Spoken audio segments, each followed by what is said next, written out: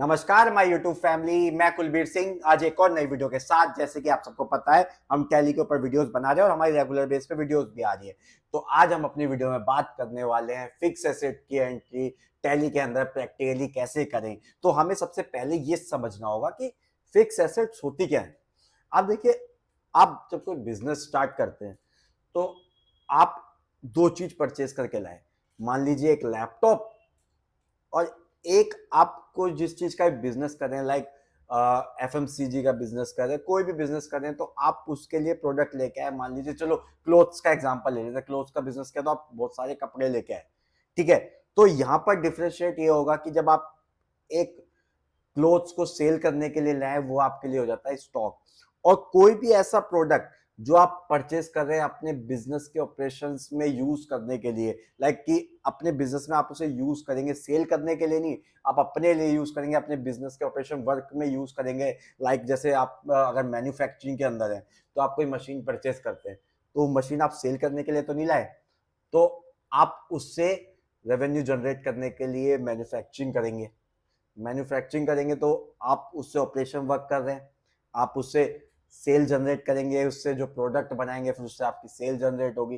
तो वो क्या, वो आप अपने बिजनेस में यूज करने के लिए लाए, तो उसे हम फिक्स एसेट्स बोलते हैं।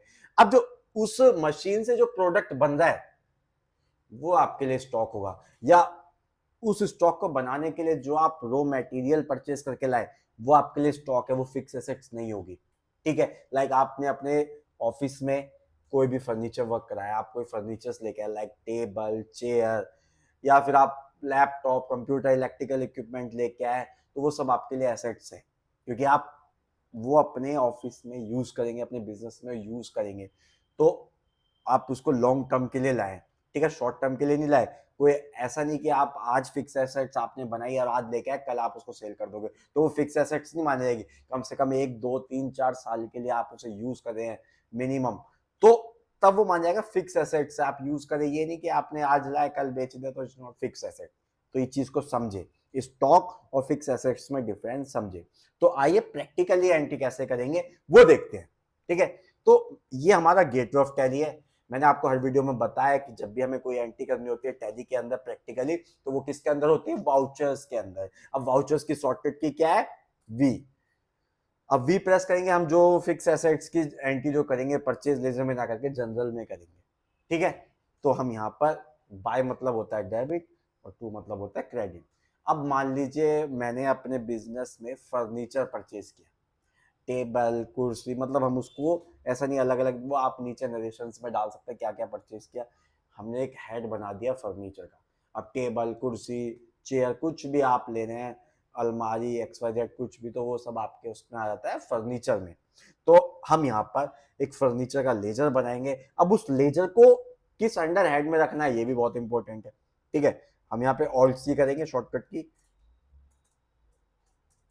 फर्नीचर, ठीक है। अब ये हमारे लिए क्या है, स्टॉक है? नहीं। क्या ये हमारे लिए फिक्स एसेट्स, तो हम इसको किस अंडर हेड में रखेंगे, फिक्स एसेट्स के अंदर।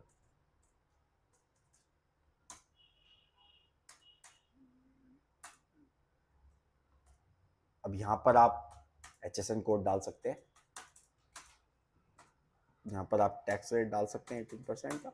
गुड्स संभाल दे बिल्कुल, कैपिटल गुड्स करना चाहे कैपिटल गुड्स आप इसको करके, क्योंकि कैपिटल गुड्स से हमारे लिए, ठीक है। अब ये देखिए, अब यहाँ पर हम फर्नीचर लेके आए, तो फर्नीचर कितने का लेके आए, मान लीजिए 1 लाख रुपीज का, एंटर।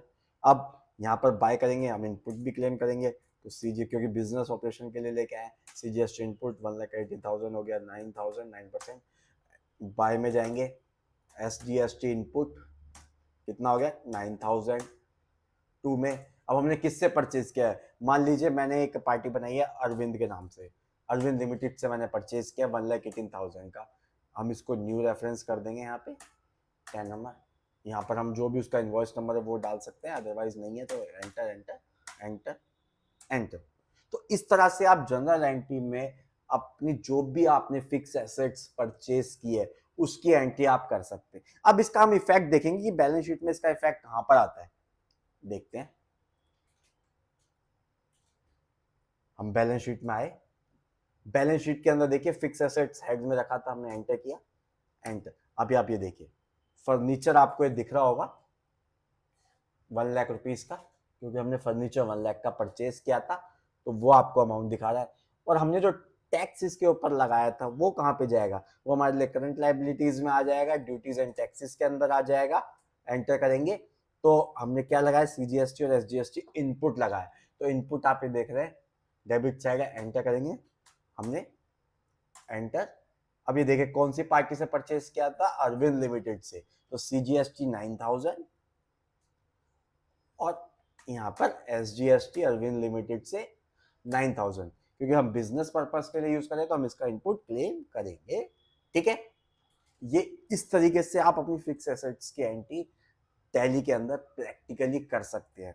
क्योंकि देखिए जब आप स्टॉक और फिक्स एसेट्स में जब डिफरेंशिएट करना शुरू कर देंगे तो आपकी बुक्स बहुत ईजी हो जाएंगी, और आपको भी ये चीज़ समझना बहुत जरूरी है कि फिक्स एसेट्स कौन सी होती है और स्टॉक हम किसे बोलते हैं, वो मैंने आपको स्टार्टिंग में बताया ही है। ठीक है, तो इसी तरह से आप अपनी एंट्री करिए तो आपको बहुत ही बेटर वे में आप अपनी बुक्स को मेंटेन कर पाएंगे। अगर आपको आज की वीडियो अच्छी लगी तो प्लीज़ जाएं चैनल पे, चैनल को सब्सक्राइब करें, वीडियो को लाइक करें, शेयर करना ना भूलें, साथ के साथ कमेंट करें जिस और बेल आइकन जरूर दबाएं जिससे कि नई वीडियो की नोटिफिकेशन आपको मिलती रहे। आज के लिए इतना ही, थैंक यू।